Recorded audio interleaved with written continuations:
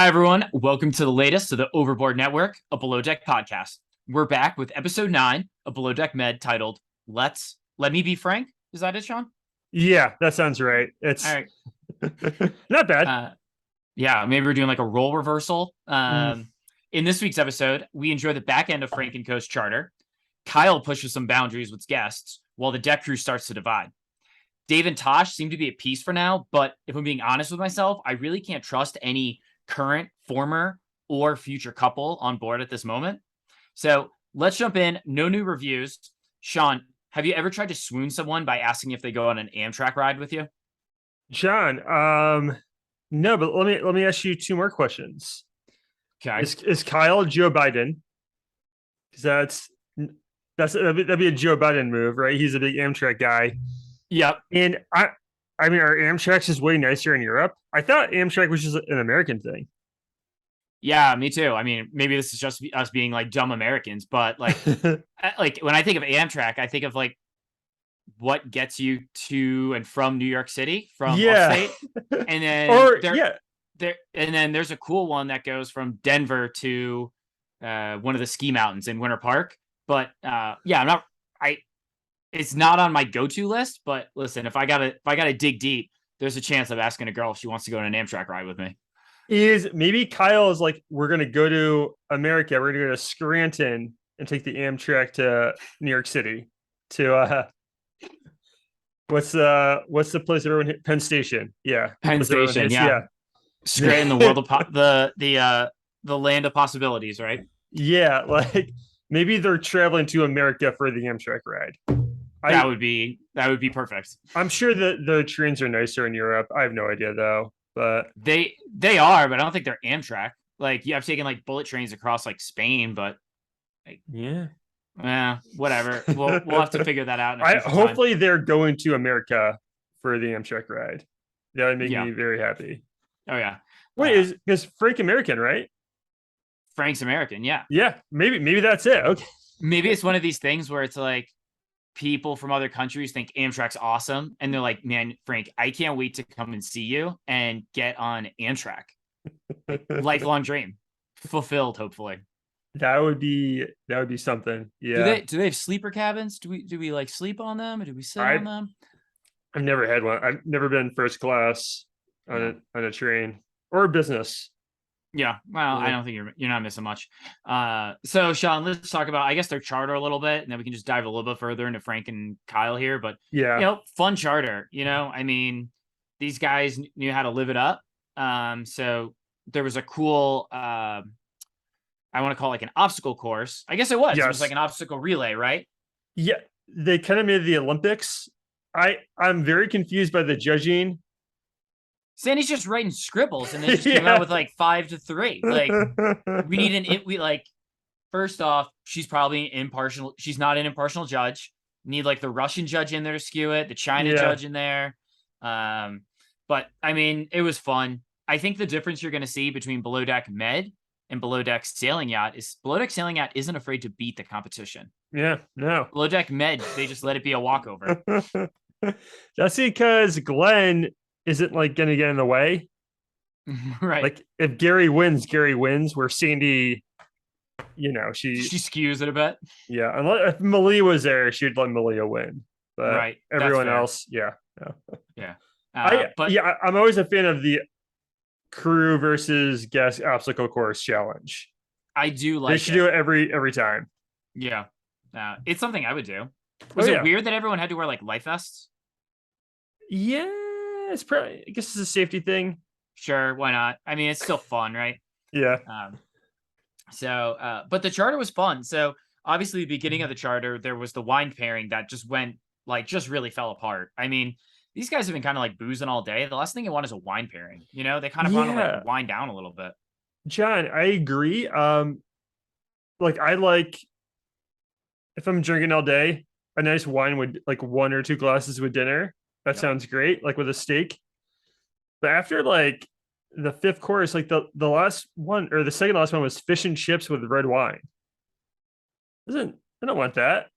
Yeah, that's. That's I don't even think that pairs well. I think they just happen to have like an English wine on board, and they're like, yeah, whatever.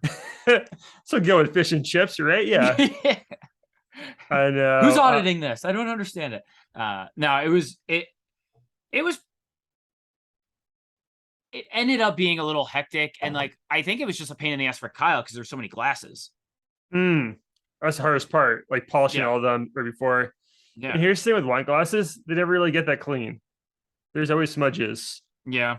You use them once, they're never That's it. perfect again. Yeah. It's kind of like boat shoes when they come untied. Just throw those suckers away. They're done. Any shoe when they get wet is It's kind a of nightmare. forever not quite the same. No, They kind of pull it off though, Tasha and Kyle, because they're both such hard workers. At least they were during that dinner. yep. That it wasn't that bad.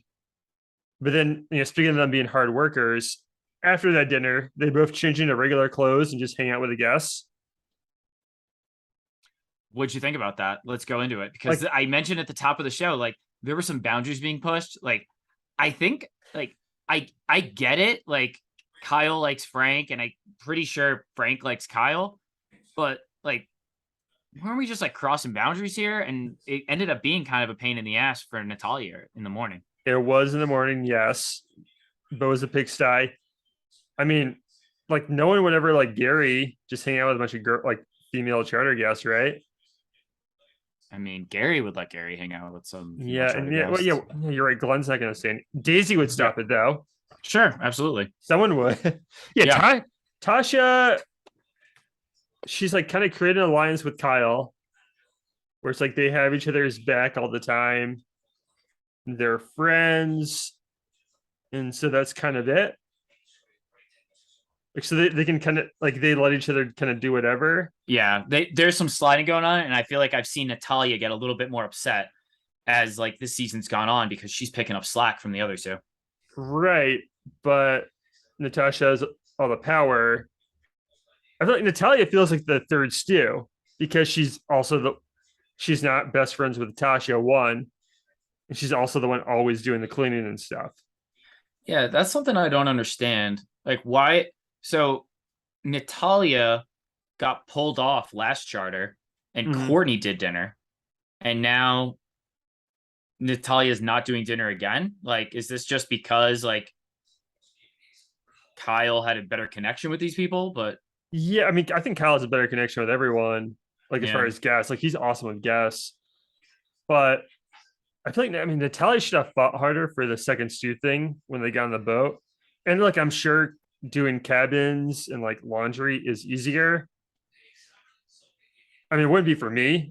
Maybe it is for her. yeah, yeah, Or there's like less pressure on you. But like you feel like she's got no power now. Like I know it still says second stew when they have Natalia's name on the screen, but she feels like the third stew. yeah. And Natasha and Kyle they're just like in regular clothes hanging out with the guests. It was Pretty it was wild. yeah, it was kind of weird. Sean, I want to get down to the nitty gritty here. Do you like, is this a vacation romance, or do you think this could be, dare I say it, true love? Um. Okay. I don't know. I mean, the Amtrak ride is something to look forward to, right?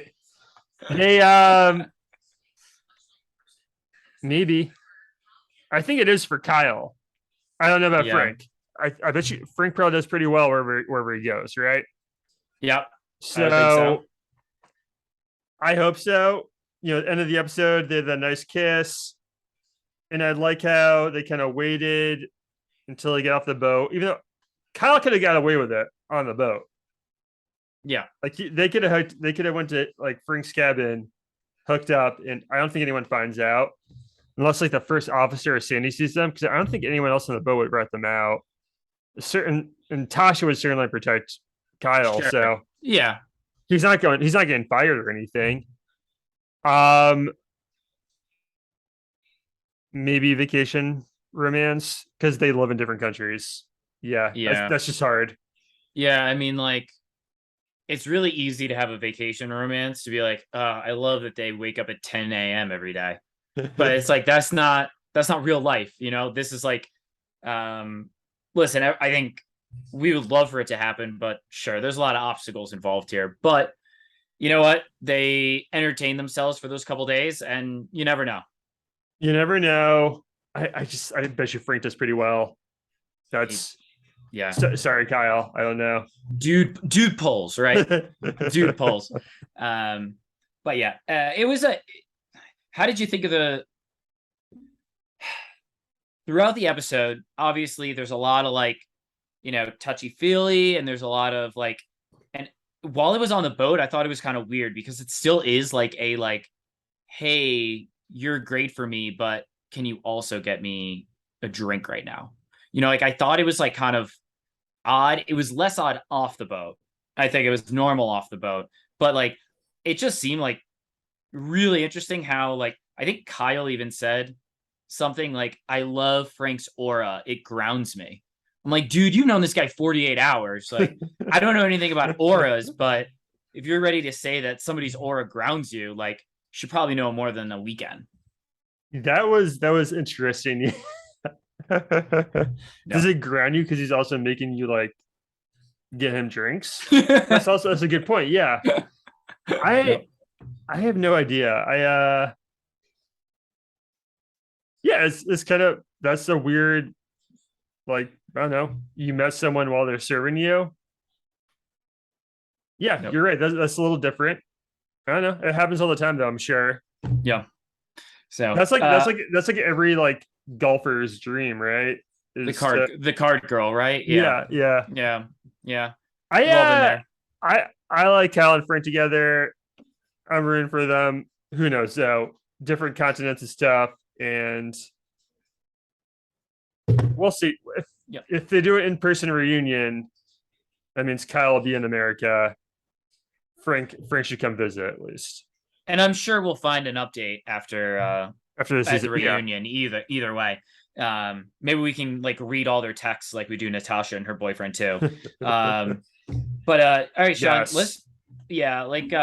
let's move on. I want to move on to Storm and Jason here a little bit. Is like a maritime 15-minute break any different than like a regular 15-minute break? I didn't hear the context. I don't know if they mentioned it, but for everybody who watched, Jason takes 45-minute breaks when he's given a 15-minute break. So maybe he's thinking it's a soft 15.